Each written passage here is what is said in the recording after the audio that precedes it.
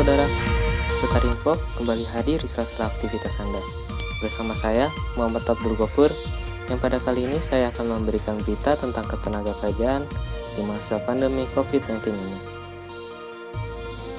Saudara, seperti yang kita ketahui, Indonesia mengonfirmasi kasus pertama infeksi virus corona penyebab COVID-19 pada awal Maret 2020. Dan sejak itu, berbagai upaya penanggulangan dilakukan pemerintah untuk meredam dampak dari pandemi COVID-19 di berbagai sektor. Hampir seluruh sektor terdampak. Tidak hanya kesehatan, sektor ekonomi juga mengalami dampak serius akibat pandemi virus corona. Menurut Semeru Research Institute, lembaga independen yang melakukan penelitian dan kajian publik, pada Agustus 2020 merilis catatan kebijakan mereka yang berjudul mengantisipasi potensi dampak krisis akibat pandemi COVID-19 terhadap sektor ketenaga kerjaan. Dalam catatan itu, tim riset Semeru menggarisbawahi setidaknya ada dua implikasi krisis ekonomi yang dialami Indonesia pada sektor ketenaga kerjaan. Yang pertama, peningkatan jumlah pengangguran. Berdasarkan data Kementerian Ketenagakerjaan, per 7 April 2020, akibat pandemi COVID-19 tercatat sebanyak 39.977 perusahaan di sektor formal yang memilih merumahkan dan melakukan PHK terhadap pekerjanya. Total ada 1.010.579 orang pekerja yang terkena dampak ini. Rinciannya, 873.090 pekerja dari 17.224 perusahaan dirumahkan. Sedangkan 137.489 pekerja di PHK dari 22.753 perusahaan.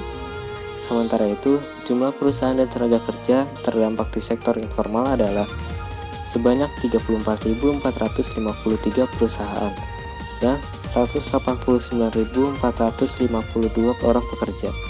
Namun, dalam catatan kebijakannya, tim riset Semeru menyebutkan bahwa angka ini belum menggambarkan tingkat pengangguran secara keseluruhan, karena belum memasukkan pengangguran dari sektor informal dan angkatan kerja baru yang masih menganggur.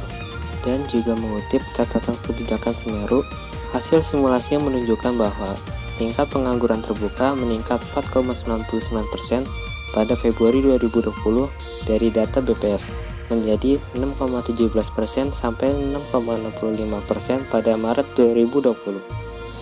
Persentase ini setara dengan peningkatan jumlah pengurangan penyerapan tenaga kerja yang mencapai 1,6 juta hingga 2,3 juta orang. Dan kedua, perubahan lanskap pasar tenaga kerja pasca krisis.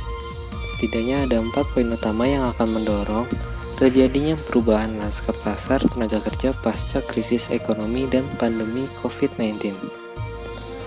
Pertama, tingkat penyerapan tenaga kerja tidak akan sebesar jumlah tenaga kerja yang terkena PHK. Selisih tenaga kerja yang tidak terserap ini kemudian akan masuk ke dalam kelompok pengangguran.